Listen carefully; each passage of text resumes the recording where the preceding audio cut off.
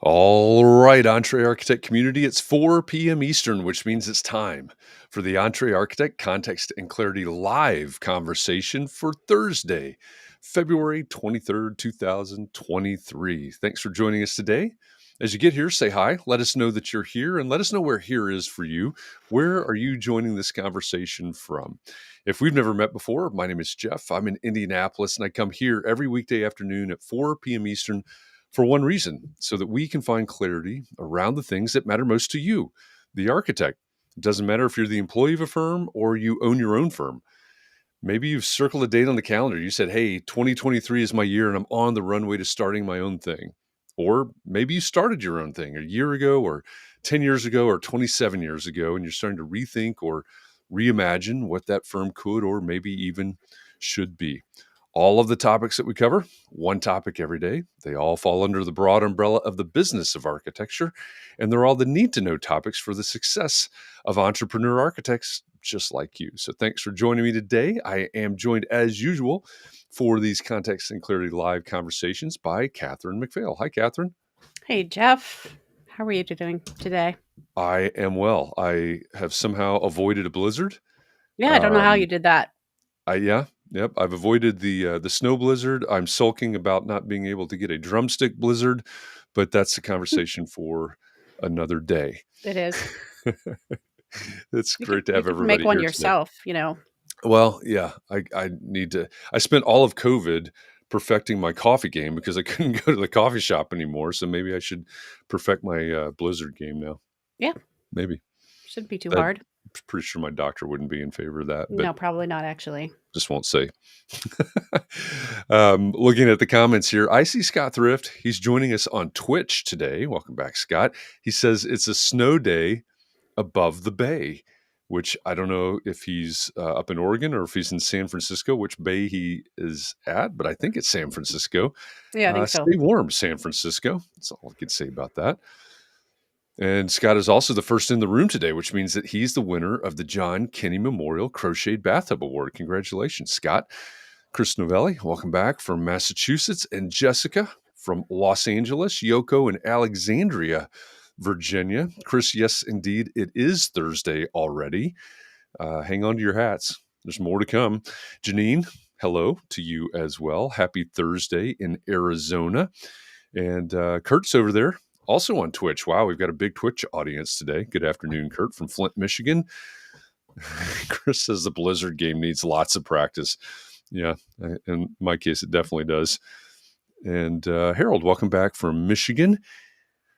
And it looks like maybe might have been Harold, might have been somebody else, but it looks like there's at least one person that's saying, hey, I'm over in Facebook and I'm commenting away, but my comments aren't showing up like Janine's are or Chris's are. That's because you're in a private Facebook group right now. Wherever you are, you have to be in a private Facebook group if your comments aren't showing up. There are rules, there are policies that say that your name, your likeness, your comment can't escape that group unless you give it permission, give Facebook permission. So there is a URL in the bottom left-hand corner of your screen right now. Open up a different browser window, type chat.restream.io/FB. Resembles Facebook, chat.restream.io/FB. A couple of clicks later, you will solve all of your problems, including the commenting problems. So give that a shot if you're in Facebook and the comments aren't coming out. John Jones, welcome back from the 06880. That was a popular show back in the 80s or 90s, wasn't it? Or maybe that's the wrong zip code. I don't know. Yeah, But that's welcome back from Connecticut. 90210. Oh, got it. Sorry. Yeah. Alan, welcome. He says snow has finally returned to Vermont. I'm sure you guys are happy about that. So welcome back from snowy Vermont today, Alan. Glad that you are here. So what have I forgotten? Anything? There's got to be something I've forgotten already. No, I think you covered it. All right. Well, I'm going to pretend that we did, if nothing else. So I if will too. anything I'll go along with rears that. its head, then we'll go there. But I'm just going to say right out of the gate here that I've been looking forward to this conversation for a long time because our guest is someone that I have followed since they launched the Sales Lion podcast. I don't even know how many years ago that was, all the way up through the books that they've written. And so I'm looking forward to this conversation. It's going to be a fun one. I've been listening to other podcasts, and like I said earlier this week, I've listened to the book They Ask You Answer. I don't remember if this is the third or fourth time that I've listened to it, but I Mm. did again. I geek out on this book. It's just one of those that I think we all need to embrace, not only as a book, but as a business philosophy. And so I'm reared up. I'm ready to go. I'm, I'm looking forward to this. And the good news is our guest today for the green room requested Heath bars. And That, we went through our inventory. No one else has ever requested Heath bars. So we had lots and lots of Heath bars. I mm. don't know how many are left in the green room now because we've had them back there for a while. They may be all gone, but they may be stuff in their pockets, ready to take them home to their wife and kids. I don't know, but we've got Heath bars in the green room, and that makes me happy that we were able to provide those today. Our guest today is a business owner, a global speaker, and a marketing and sales expert. He's a leader and a teacher and the author of a book that's as much a business philosophy as it is simply a book. Probably because of that, Book Authority calls it one of the 5 best marketing books of all time. Wow. I, yeah, I read that and I was thinking about all of my favorite marketing books, and this is certainly in my tops. Obviously, having listened to it so many times, and well, that is high compliment to be in the 5 best of all time. So maybe we talk about that. The Hmm. title of the book is They Ask You Answer. Marcus Sheridan, welcome to Context and Clarity Live. That was a fun intro. well, well, thank you. I hope we don't hit that sugar high too soon with all the Heath bars, but you Heath know, bars are awesome. They were my favorite when I was a kid. I like to eat the We'll see. chocolate and the toffee separately. They kind Exactly, of come Catherine. apart. You Yep. got it. You got it, buddy. there's a Yep. method to the madness. I love it. We could do a whole episode on those candies that have a certain methodology for Oh, we consumption. could. That would be fun. Well, at risk of going an entire hour talking about candy, many Marcus, many in our audience, many in our community Mhm. have been pounded over the head by me this week about you and about the book and about asking and answering questions. And they've heard your backstory. So I thought maybe the place that we could start is just simply with the question, because obviously this being part of your backstory is very familiar to you, and you tell stories about this. I think many of us can identify with this, but what does it feel like when, maybe it's suddenly or maybe it's gradually over time, but what does it feel like when you're not attracting those ideal clients as much as you need to? Maybe the pipeline's drying up, or maybe it's just the frustration of not having the right people. But what does it feel like when that happens? I think ultimately there's just a helplessness that we're talking about here, right? Yeah, Because yeah. if you think, why do we get in business generally is to a degree, we're control freaks. We want to control our destiny. Sometimes we realize that, sometimes we don't, but that's oftentimes why we become entrepreneurs. And when the pipeline dries up, we're not in control of our destiny anymore. I mean, sure, we That's a are, good but point. it's Yeah. like much less. We Right, don't have right. nearly as much agency as we did when it was flowing in. And of course, there's a lot of people experiencing that, right now. Mhm. Um, it's interesting what's happening in the marketplace. I actually did uh, River Pools became a franchise, so we have franchisees all over the country now. And I was doing our national sales training today with all of our franchisees, and leads are down, but closing rates are very down. And Mm, so for the last 2 years, they were order takers, and right. suddenly they got to sell again. Mhm. And I think a lot of people are in that position right now too, which is why I think there's a lot of getting back to the basics and honing those fundamental skills that are just so very, very important. And of course, trust is one of those, right? They Right, ask you right. answer stuff, but I'm really glad to be here, and I love this audience too, because I think there's a lot here to discuss from a they ask you answer standpoint. Sure. Yeah, absolutely. Well, and you mentioned trust a minute ago, and it's always struck me as being interesting. I mean, river pools obviously is a different business than an architecture firm, but at the same time, pools are a big ticket item. And so anytime we're laying down big money, if I can say it that way, anytime we're laying down big money, it requires a lot of trust. Anytime we're hiring, someone comes to somebody in our community, in our audience right now, to design their dream home or the new office for their business or whatever the project is, it requires a tremendous amount of trust, to write the check or say, yes, I want you to be the one that installs my pool or designs my thing. Um, what what's the best way? I mean, like you said, you talk about this all the way through the book, but what is the best way or the fastest way to build that trust with people especially the ones that we call our ideal clients that we really, really Yeah. want to work with?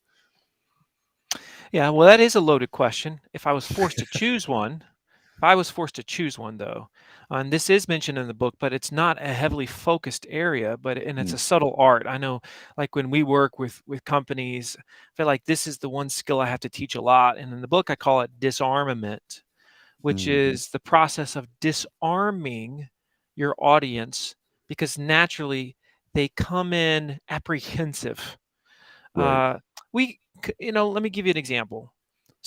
If you said to me right now, Jeff, Marcus, yeah, I'm looking at fiberglass. I'm looking at concrete pools. I know you only sell fiberglass. Tell me, why should I go fiberglass? You're literally expecting me to be biased in that moment. right, And to a degree, the question's a setup in and of itself.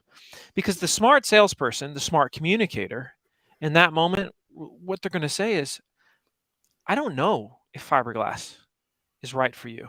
Now, we can figure this out together, right. but it might not be. Now, very few brands in the world communicate like that online, on their website.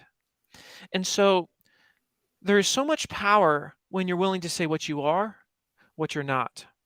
This is why, especially architects, this is very important. Every single person that's listening to this right now should have a page and a video on said page of their website that talks about who they're for and who they are not a good fit Yeah, for.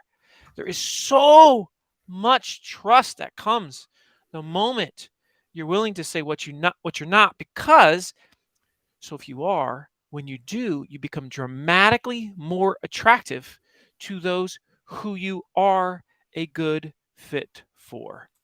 And so, to me, that's really what it is. We got to learn to disarm. We say things that they don't expect us to say. We say, you might not need an architect. What? What do you mean? I was expecting you just to mhm, tell me all the reasons why. But yep. then we allow them to decide once we present the facts. And now all of a sudden, there's this immense amount of trust that's been built. Uh, You know, it has always struck me as I read the book, and it's even in the title, right? They ask, you answer. That many of us, our inclination is to make our marketing, our website, our social media, our videos, whatever the medium is, to make it about us. And I see this all the time on architects' websites. We're ABC Architects. We've been in business for 26 years. We've won more awards designing schools than anybody else, and blah blah blah blah blah. We make it all about ourselves, but what you're talking about is really making it about our ideal clients, the people that, I guess the ideal clients are the people that we're right for. The non-ideal, or whatever that term needs to be, is those that we're not right for. Yeah. And I think what you're describing is sort of um, it's the opposite side of the coin from the way that most of us have been doing our marketing, or our communicating, um, probably for generations, at least in this profession, I think. Yeah, I mean, really what we're talking about here is who is the hero Yep. of your story. And if you really get it especially from a web perspective, when they're vetting you to death online and you don't even know they exist yet, Right. there's two there's two ideal heroes. Now there's three that often exist. The one that you already said, which is Hmm. not ideally the hero of your story, Right. right? The second hero is, of course, in this case, the homeowner the customer. It could Right. be a previous customer, it could be a future customer, but it's a customer. It's a real person that they can relate to and say, I like that person. That's who I am. That's where I am right now in my life, or Mhm. in my whatever, maybe my decision process.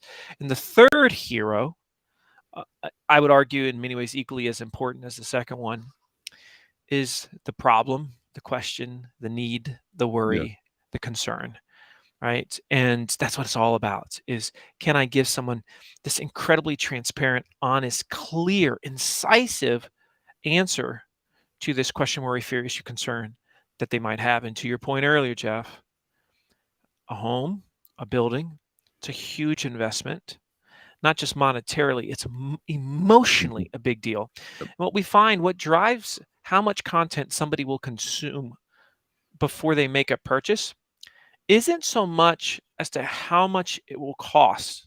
That's not the highest one.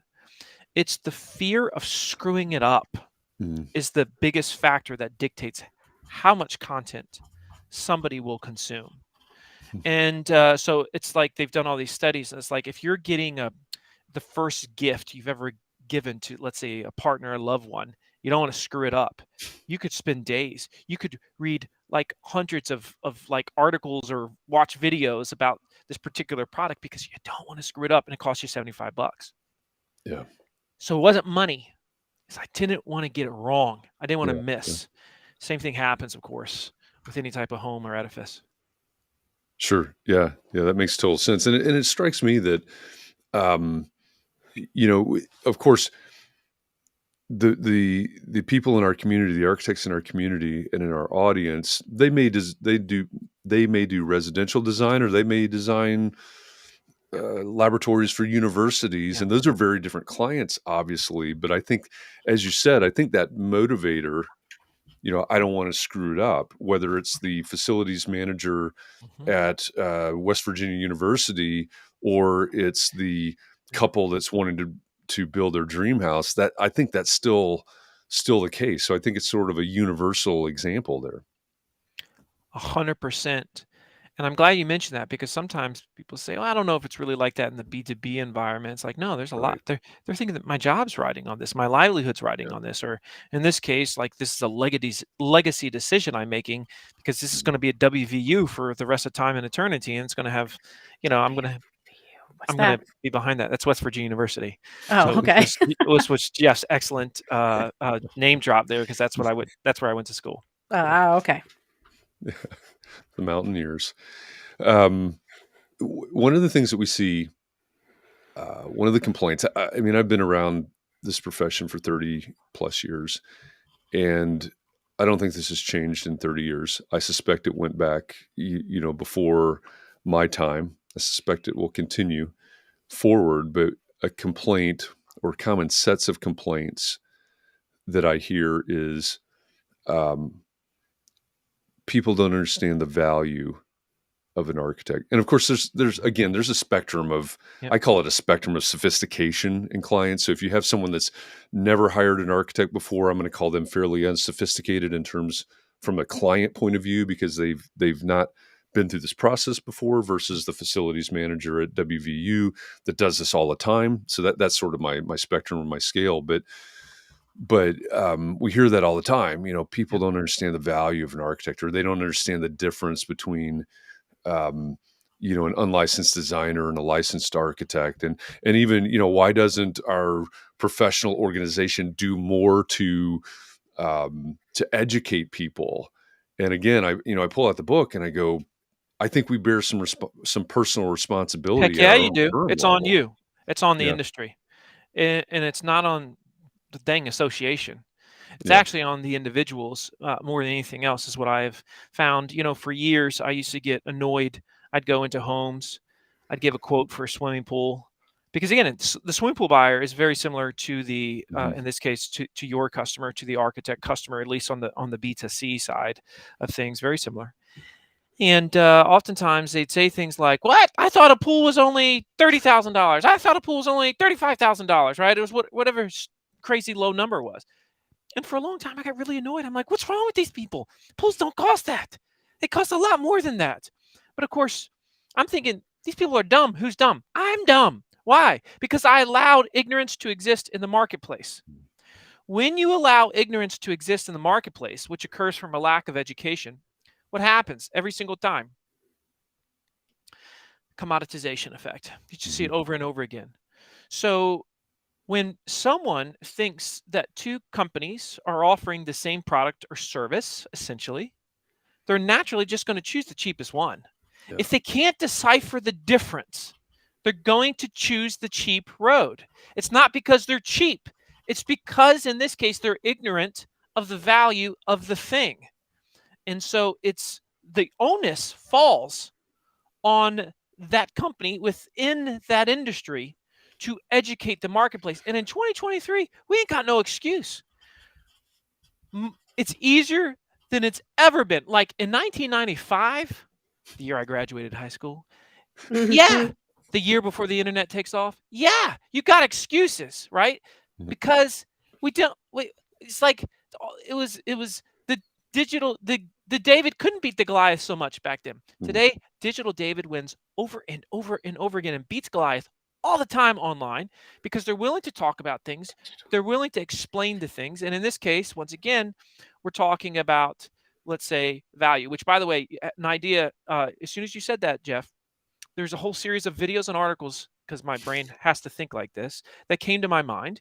Like, for example, the way I would do this, see, the way a lot of architects would do that video is 10 reasons why you should use an architect for your next home. No, wrong-o. Good. That's good, Katharine. I want people to be scared because that's wrong. And this is what I see all the time. So instead of doing that, you need to start to think exactly as your prospect thinks. Again, so they ask, you answer, right? They think, you address it really well. So the way that we would do that is, do I really need to use an architect for my next home? Like, that's a great title for a video.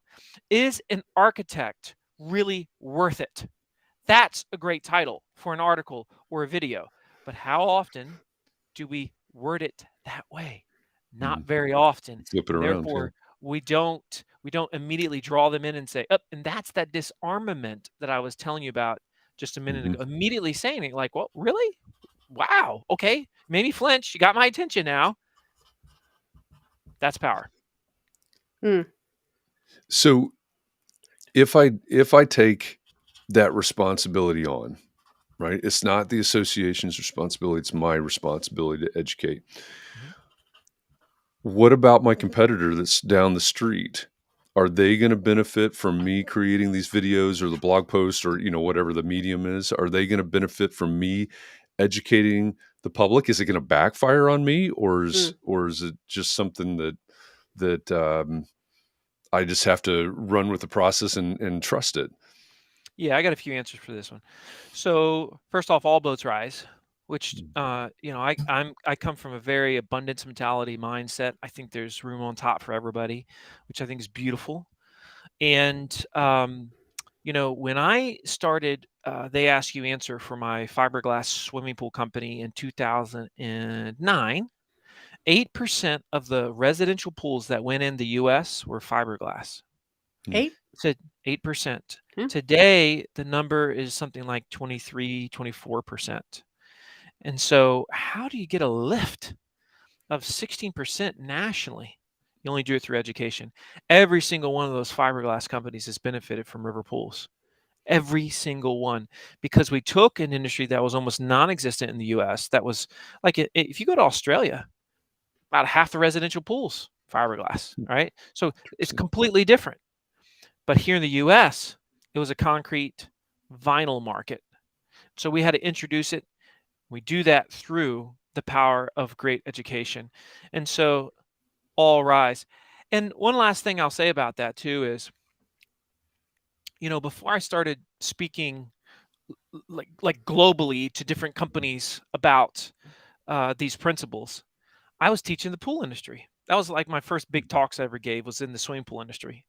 And I once figured that I've given the whole They Ask You Answer framework and exactly what we did to over 1,000 swimming pool builders in like around the world. Over 1,000 know how we became the most traffic swimming pool website in the world, how we exploded, saved our business, exploded, became a manufacturer, yada, yada, yada. They all know it.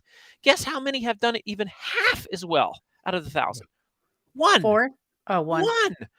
That's not a bad guess, Katharine. Either way, it's 1%, less than 1%, right? It's less than 1%. Yeah. And so this is why you can take a horse to water, but you can't make it drink. Anybody that's listening to this right now, you could post a video right now on your site that is, how much should an architect for your home actually cost? Okay, just being hypothetical. Ain't nobody going to do that. In fact, they might even be bothered by the fact that you address that because they're living in 1995, right? But you're living in 2023. You realize that people want to know. Doesn't mean they can't afford it. This is not like if you got to ask, you can't afford it. Every single one of us wants to understand components of budget before we reach out to a company. If the people, let's just, on cost and price alone, right? Which, by the way, before anybody, because I know a lot of people have read the book and understand the concept, but for those that have not read the book, there's 5 subjects that move the needle in every single industry in terms of the way we research online. Cost being one of them, cost and price. When we talk about cost and price as an architect, you have to explain the marketplace, not what do you charge. That's the side element to this. It's not the big part of it. If I'm going to produce 1,500 word article or video on how much should an architect charge, or how much should you be spending on an architect, or how much does it cost to hire an architect, whatever the thing is for whatever thing, home design, then it's going to have 4 main components. What drives cost up? What drives cost down? Why are some architects expensive? Why are some so cheap? Right? Those are the major four. So what drives cost up? What drives cost down? Just generally speaking, when you're working with an architect. But then on an individual level, why are some really expensive and why are some so cheap? Those are the 4 majors, because now you're defining what value looks like in the marketplace. In most industries, there's different tiers. There's a low, medium, and a high tier in almost every single industry. And so one of the easiest ways that you can explain this is, here's what you're going to find. There's different tiers in the industry. There may be 3, there may be 4, but I guarantee if I was in the architect industry long enough, I'd see there's tiers. There's 3 or 4 tiers in almost every single industry. And so I'd explain those tiers and really what you could expect to receive and the value, and roughly what you would spend in those tiers. All that being said, most would think, no way, I just can't do that. And because you don't do that, and because you assume that everybody just naturally knows, and there's a bunch of people that say, well, my customer has the money to spend and they don't need to research this type of thing, all right, which is outrageously naive. If you think your customer forever is going to be like that, that's very, very naive. So instead, you introduce it and you teach the marketplace, and then all of a sudden people are like, I didn't realize it worked like that. Now I understand. Or maybe even the ones that have experience working with architects are saying, wow, that's interesting. I'd worked with them before, but I didn't actually understand all the elements that go into cost in this industry. Yeah. Well, as you were explaining that, the up, the down, the cheap, the expensive, I had a flashback. Right, because how many, and you can drop this in the comments if you're watching or listening live. Put yes or no if you've ever experienced that. You give somebody a proposal, right? You've gone through this process, you've interviewed your client, you've given somebody a proposal, and they want to know, why did it cost so much? Why is it so high? I didn't think it would, why I thought a pool was $35,000. I thought an architect was $20,000. Whatever it was. So that's the high and the low. And the other part that often comes up in those conversations is, oh, well, we've been talking to a couple of other architects. Why are you so much more, or why are you so much less than this other? So these are the questions that are going to come up in response to your proposals anyway. Why not? The way I'm thinking about it is, why not head it off at the pass? Here's where it gets worse. Yes, because the best cure is always prevention, by the way, right? Yeah. But where it gets really scary is there's a lot, every single person that's listening to this call right now has had a prospect that you've worked with that just came to you and said, we've decided to go with somebody else because they were too embarrassed to talk about your price. Yep. And this happens all the time. You see, people are hesitant to sometimes, if they get a quote, to say, my goodness, you're so high, because they actually want you to think like they've got it all together financially, and they're just good to go. But in reality, they're thinking, wow, that's really, really expensive. Why is it so expensive? So Mhm. there's a certain amount of people that never ask. And then here's where it gets even worse. Every person that's watching this right now, because the majority probably have not really addressed this subject very well on their website, okay, Yep. has missed a stunning amount of conversations because somebody was potentially on your site. They had no sense for cost. And because they didn't want to be embarrassed, Mhm. they didn't even reach out. Yeah. Yep. This happens all the time. And if each one of us knew how many customers we had lost because of that fear, we would be sick Yeah. to our literally sick. Hmm. That's buyer psychology. Yeah. I mentioned before we went live that we've been preparing for this talk all week, and we started out Monday with the question, something along the lines of what are the questions that your prospective clients have about hiring an architect? And then we did about their project, and then we did about hiring you. And then I told everybody, those questions were really kind of a trap, because you may have been thinking, as we were having these conversations, okay, what questions are they asking me? But the reality is that a lot of times those questions don't even get to you, right? They're Correct. searching, they're seeking the answers before, and you said it earlier, before you even knew that they existed. So it seems to me that's another big sort of cornerstone in what you're talking about, and they ask you answer. Again, I don't care what the medium is, but in getting the answers to those questions out there. Mm-hmm. This, I can tell you've really, like you said, have listened to the book 4 or 5 times, Jeff, Yeah, because bit. you're summing, but it's all just psychology, right? Yeah. This Yep. is what we're talking about here, and again, I'll say it: the greatest way in life to resolve a concern is to address it before it becomes Mhm. a concern. If you can do that, I was the first manufacturer in the swimming pool, fiberglass swimming pool industry, to put a pricing calculator on our website. Now, I'm a manufacturer that doesn't set the end price, but yet I've got a pricing calculator. How are you going to do Mhm. that? Well, I give them a range. I ask a series of questions. They're able to build their swimming pool to the best of their knowledge based on what I'm giving them, and I educate them through it, the process with a tool. They don't have to talk to me to get it. And then I give them a range. And sure, the range might be 80 to 120,000. But guess what? Ain't nobody given a range. They're not. And so what does that mean? That one little tool gets me 1 to 200 leads a day during the summer. Well, I mean, and they know it's not 30,000 after they use that pricing calculator. I mean, they have that's a better exactly idea. it, Catherine. Yeah. That's exactly it. Now, is it perfect? No. And in my sales training with our team today, one person said, yeah, I always find that I'm on the high side of that pricing tool, Marcus. And somebody else said, yeah, I find we're on the low side. I'm like, well, just goes to show that's why you have range. And aren't you glad that you're getting all those leads that you otherwise wouldn't be getting, right? Which Yeah. is like, that's what you have to think about. It's, if we don't talk about it, who are they going to learn the answer from? Mhm. It's like they're learning value from who? Your competitor? That's dumb. HGTV. It's crazy. Hmm. HGTV. Yes. Like I'm sure the bane of many people's home improvement existence, because it's like all like, rainbows and flowers on there. And so instead, let's get down to the brass tacks, treat people like educated human beings. Sure, you can CYA with your content, folks, because you're always, the problem is people think I can't do that because no. Here's where you got to start with they ask you answer. The perfect title to the book and to the framework, strategy, the philosophy is they ask, you address it really, really well. But that's not a great title to a book. So it's they ask, you answer. You can't always answer.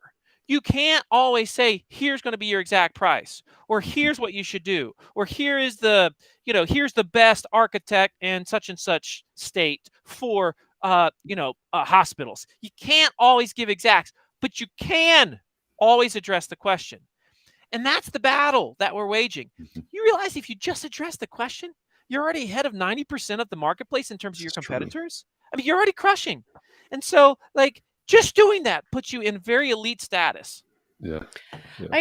I have a question because I was talking about your book to people in my marketing lab the other day who are not architects, but they did not like the idea at all because they want people to call them so they can win them over. And if you just have people answer, just look at your website and decide you're not for them, you don't get a chance to win them over. My feeling is, and I didn't argue with them too much, but because I just didn't have the energy yesterday, but I feel like that's doing you a favor because those people probably weren't going to go with you anyway, right? I think people get an idea of. Anyway, so what do you say to that if someone says they should all be calling you and talking to you? Yeah. Yeah. So I can say it next time. Sure. So I'm just going to give you a question set because I see the world in the form of a question, right? Yeah. So I would say to that person or my audience, and I would start with, now you have to be very honest and self-aware with the following questions I'm going to ask you. When you're on a website and you're looking for cost and price information and you cannot find it, what is the emotion you experience? They say, I feel frustrated. And I say, why do you feel frustrated? Because they're not giving me what I'm looking for. Okay. Now, in that moment of frustration, do you as the buyer, do you as the searcher, do you say to yourself, oh, I'm sure it's here on this website somewhere. I'm just going to keep on looking for it. And they're like, no, don't do that. All right. Now, in that moment of frustration, do you as the buyer, do you as the searcher, this is very important. Do you say to yourself, well, of course, they're not willing to talk about that on their website. They're a value-based business.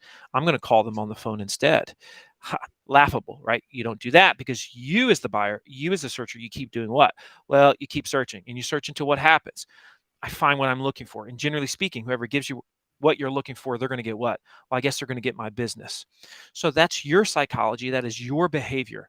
Do you truly believe your customers are so different from you? Now, the problem that we have, though, is we can't measure loss. We don't know how many we would have had we been willing to address the question. We just know the way we've been doing it forever. This is the way my daddy and my mommy did it, and so that's the way we're going to do it. Da, da, da. Like that is like incredibly old sales methodology. There's a new stat that came out by Gartner recently that says 33% of all buyers would prefer to have a seller-free sales experience. For millennials, that's 44%. Now, this doesn't mean that we hate salespeople. It just means that we do not want to talk to a salesperson until we're very good and ready. We don't want to talk to an architect until we feel like I'm not going to get burned. I'm not going to make a mistake. I don't want to look like an idiot. I don't want to sound like an idiot. It's intimidating. And so I want to make sure that I've done enough legwork that I can be somewhat nose to nose with this person and not just be naive when we're talking about my nest that I'm going to stay in for the next 20 years, right? This is the type of emotions that we have. Jeff, can I ask you a question? It's more for you than Marcus probably, but I'm a little confused. Sure. Even though I'm an architect and I've been one for 20 whatever years, I'm kind of under the impression that we're not allowed to talk about what we charge or put that on our website. Are we just not allowed to do that, or what's the actual rule? Because I would love to just put my pricing there and not have to embarrass people.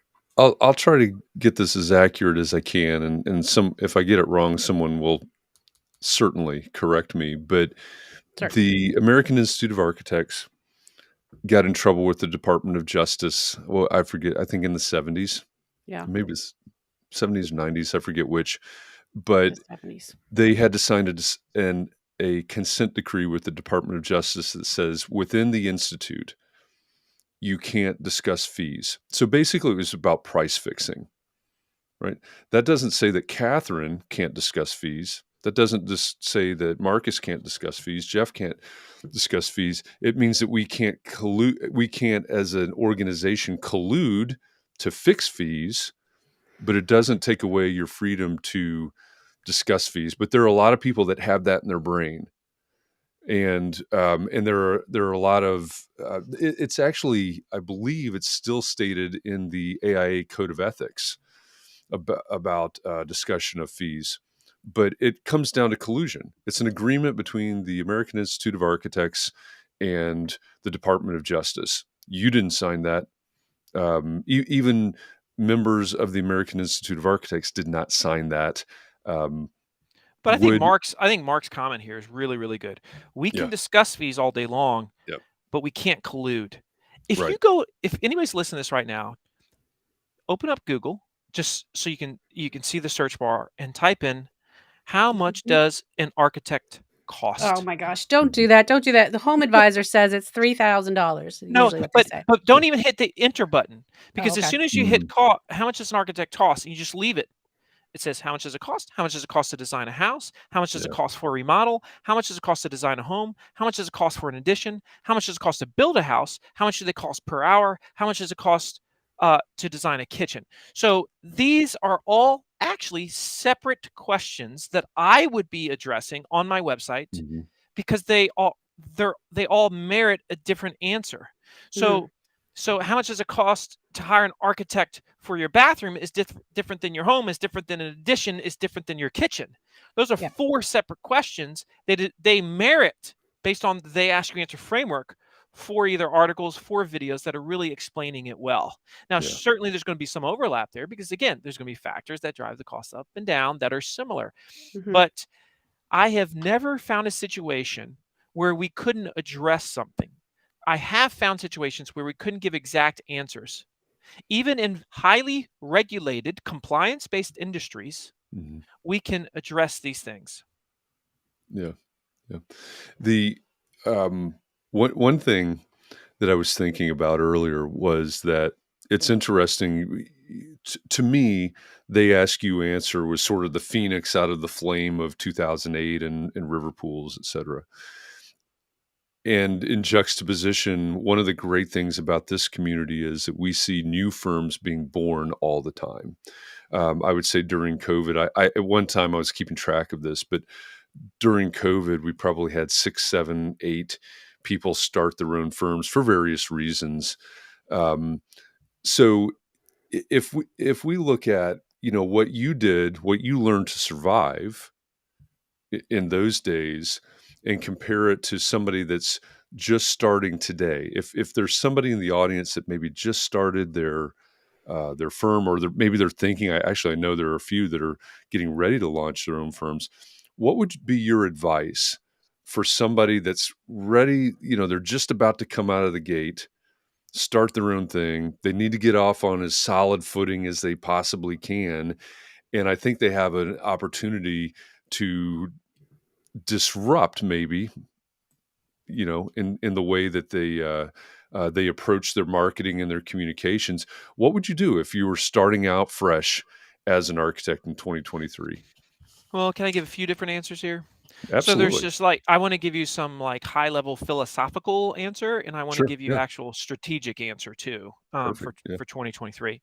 Love it. So the high level, the high level is, you need to decide something. I'm very serious when I say this.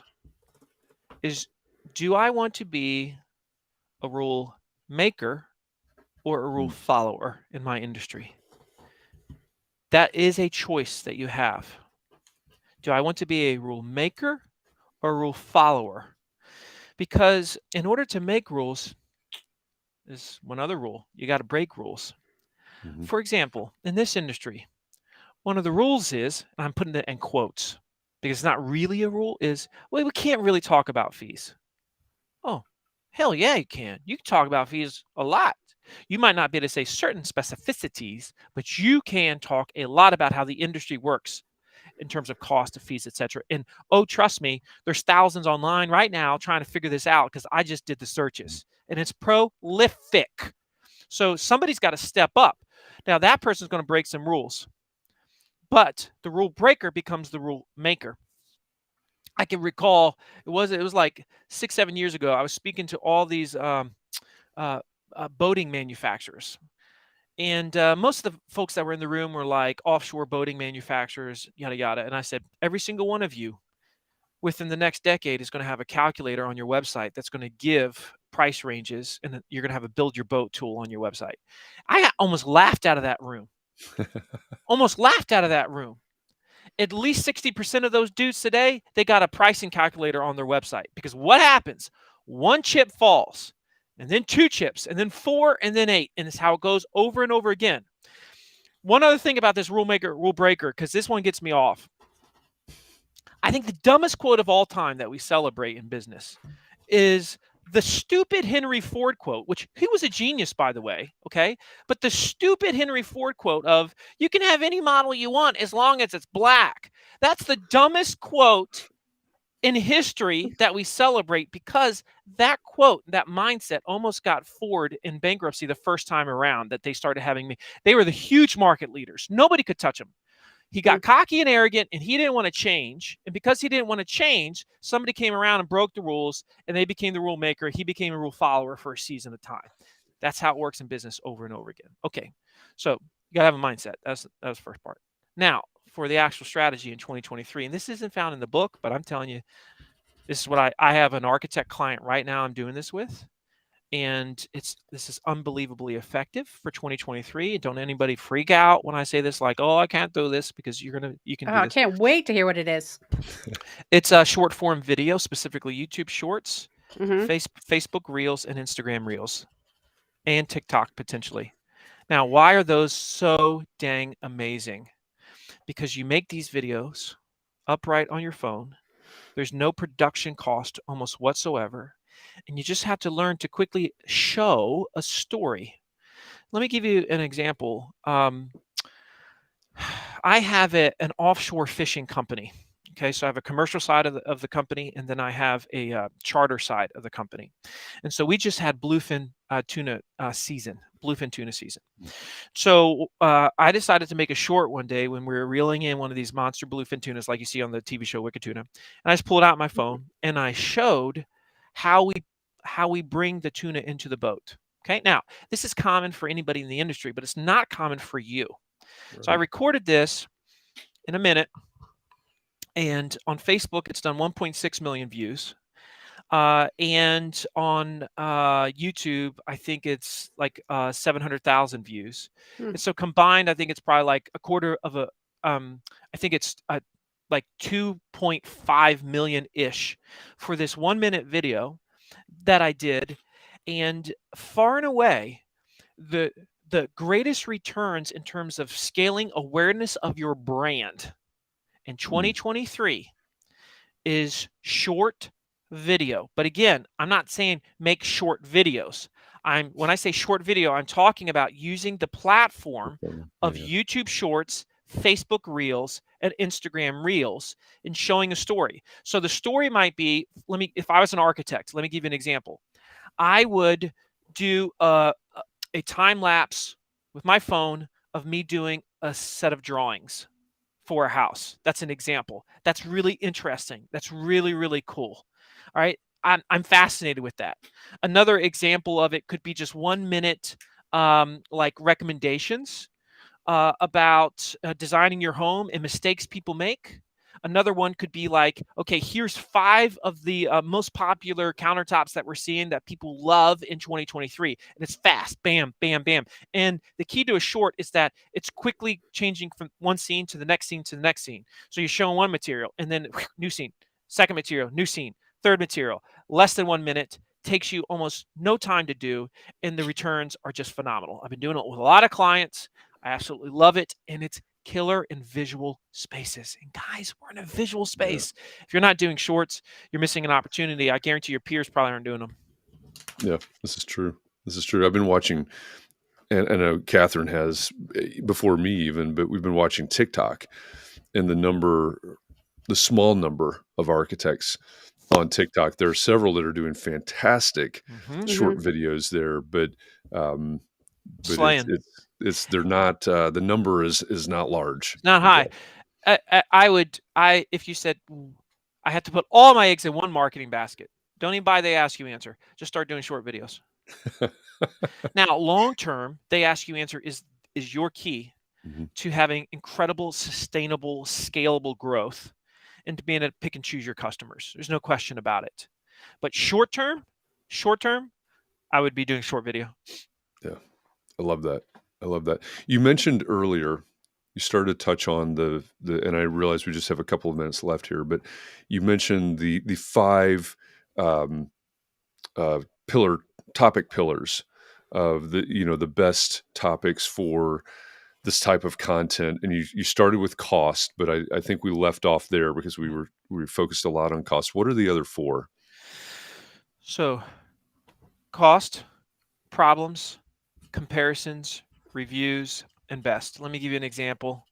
Yeah. So for cost, it's what we already covered. How much does an architect cost, or how much does it cost to hire an architect to design my kitchen? There's a whole bunch of cost-based questions. Now, problems. Problems is usually any statement that somebody makes that is almost like negative.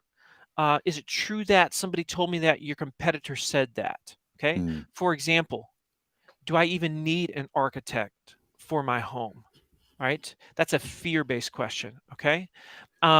Like pros and cons of hiring an architect for your next home. That's an example. Pros and Okay. cons. That's a problems one. It's a potential negative. What are the drawbacks? Because here's what's really interesting. Whenever we're serious about spending money on something, we want to know, how could this blow up in my face? Yeah. How could this go wrong? So one of the most profitable pieces of content I ever did with river pools was, what are the problems with a fiberglass pool? Turns out Mm. the people that are looking for what are the problems with the fiberglass pool, they want to buy a fiberglass pool. They just want to know it ain't going to go wrong. They're not asking that Right. otherwise, right? If they want a concrete pool, they ain't asking the question about a fiberglass pool and its problems. Hmm. Okay, so comparisons. You mentioned a comparison earlier, Jeff. Architects versus, and there's like competing titles of Right. types of, let's call it designers or whatever you want to call in our space. There's lots of comparisons. Materials versus materials for your home. Got it. Styles versus styles when it comes to any type of construction. You understand when I say style versus Hmm. style, this particular type of architectural style versus this style, right? So the list of comparisons are unlimited, and I would just be crushing those right now. I'd be going at them like crazy.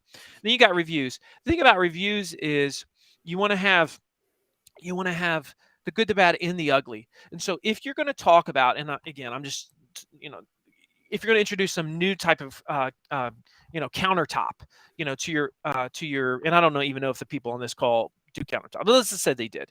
Okay, if you're going to introduce a new countertop, well, you have to say who it's for. You got to say who it's not for, what you like about it and what you don't like about it. That's how you become the trusted leader. The reason why YouTubers, the traditional YouTubers, are the most trusted when it comes to reviews is because generally they say the good, the bad, and the ugly, what they did and didn't like about it. So you as a company have to learn to do that as well. Even if you are a main purchaser or a provider or whatever you want to call it of that particular brand, you got to be willing to say, here's who it's not for, guys, right? Hmm. Listen, if you want a true lap pool, don't go fiberglass, okay? This is not for you, right? It's like, that's the type of thing we have to be willing to say. And then finally, best, right? So there's all these types of best questions, prolific. Now, there's some very specific ones like best kitchen architects, Orange County, California. Like, that's a very good specific search. I'd own that one if I was in Orange County. I'd be slaying as an architect because they search it all the time, and ain't no architect, I guarantee you, answered that question. Maybe like some stinking Angie's List or something, who knows, but not those peers of ours in the space. And by the way, if you want to know how to do the best without making yourself look like a schmuck, read the book and you'll understand exactly how to do that. But then there's a lot of best based questions like, what is the best design for? What's the best material for? Like, fill in the blank. I mean, there's just like unlimited. What's cool about the architecture space, because basically it's like a cousin of pools, right? Because Yeah. I mean, Yeah. we're doing the same thing. You got hundreds and hundreds and hundreds of questions to address. They ask, you answer well. You're not selling gumballs, y'all. I mean, you're selling Mhm. something that's so interesting, so many questions. It's unlimited, the opportunities for education and therefore thought leadership in the marketplace. Yeah. Yeah. I love it. The I was on a podcast I listened to. You were doing an interview, and the responses, what was absolutely and I love it or something, in sales conversations. I'll have to dig up which podcast Yeah, that was. that's how they killed. Yeah, if you want to kill deals as a Yeah, salesperson, answer that's with absolutely after all your questions. And each time you add an absolutely, your closing rates go down. That's a whole yeah. side conversation, but yeah, it's a good one to have sometime. It Mhm. is. Yeah, yeah. The and the idea of becoming a thought leader. I know that as we're talking about this, there are people that are saying, "Oh, I don't have time," because everybody in this community is wearing the 17 hats of an entrepreneur. We get it. Small business owners. I don't have time to do this video. I don't have time. Shorts are great. I don't have time to write a blog post, etc. But what you're talking about, and again, you've got to go read the book because there are lots of case studies or testimonials in there. The return on investment of doing what Marcus is talking about, it's really important. And having consulted in this space for quite a while, I'm going to double and triple down on what Marcus is saying, is that if you do it, you're going to be one of the only. You really are. Mhm. The Yeah. opportunity's out there. Yeah, it's out there. And listen, I mean, when somebody says they don't have the time, what they're actually saying is, I'm not experiencing enough pain yet to make this a priority. Yeah, they're not Because, prioritizing. Yeah. when I was getting ready to lose my home because of the crash of 2008, Mhm. I remember very vividly going to my wife and say, I think we're going to lose the business and therefore we're going to lose our home. I can't go to bed at the same time as you anymore. I need to stay up and I need to try to save the business. And I think I can do it by producing this content. That's my idea. Yeah. Would you support that? And she said, whatever you got to do. And so, I, I slept 5 or 6 hours a night for 2 straight years, and we became the most trafficked swimming pool website in the world. Now, I wouldn't recommend that to people if you don't have to do that. Right. But that's also why I don't have extreme amounts of empathy for someone that says we don't have time. No, you Mhm. just don't have the pain yet. Once you have Mhm. the pain, and all of a sudden it becomes a major priority. Yeah. So just consider that as you as that's why I'm also suggesting short video, Yeah. because you can scale it so fast. You can go on one job site, let's say, and you could do like 6 or 7 different short videos. And now you've got stuff that you can just start publishing at scale, which is great. John in the comments said, what do you think of 2 or 3 or 4 architect friends co-making short videos? I'm not a fan, just because you'll see that ultimately one person steps up and somebody else is not really going to give it their all. I want to build on my own land. Mhm. Okay. And so I do like networking, and I do like the 1 + 1 = 3. But if they have a good channel, I'll do something in conjunction with them, like a joint venture video. But I'm not going to go into it thinking, hey, let's all 3 build up this channel. It ain't going to work. Yeah. Build up your own brand, your own legacy. Yeah. Yeah. Mm. Good advice there. Well, I realize we have very quickly, as much as I would love to have this conversation go for another couple of hours, we've made it to the top of the hour. Um, Marcus, thanks so much. First of all, thanks for everything that you've shared with the world for so many years now, and thanks for They Ask You Answer and the books that have come after that. I appreciate you for all of that and for spending this time with us.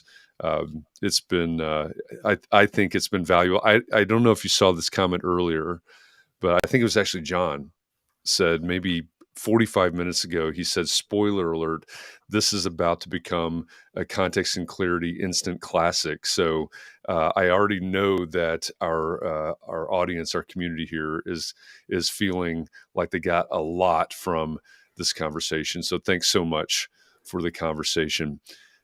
To everybody out there, I say this every week, but I really mean this. I didn't even mention this, but this is our 700th, Oh, 700. now you mention it. 501. Yep. This is our 700th Context and Clarity conversation today. I Well, we'll believe our have 97th 700. Context and Clarity Live. And all of this is because of you, right? If you didn't show up, I say this all the time. I always figure there's going to be a day that I log on and I'm the only one here, right? I'm just looking at myself, but you haven't let that happen yet. It's because of you that we have the ability to have these conversations with people like Marcus Sheridan. So thank you all. Even selfishly, thank you for this opportunity to talk to Marcus. I appreciate you all for it. As always, please take care of yourselves. Be well. Stay safe. Keep those around you safe and well. Take a little bit of time to breathe, relax, find some way to rejuvenate, because 700 is a lot of conversations. You got to pace yourself. Thanks for going along this journey. We'll see you again tomorrow, and have a great day, great evening. I saw Diego has joined us from Nicaragua. So great to have you with us, Diego, and everybody else that we weren't able to shout out. Thanks for being here, and we'll see you again tomorrow to discuss, by the way, They Ask You Answer, tomorrow's book club day. So you've Yeah. got roughly 23 hours to get And it the only book takes read. 9 hours to read the book. There you go.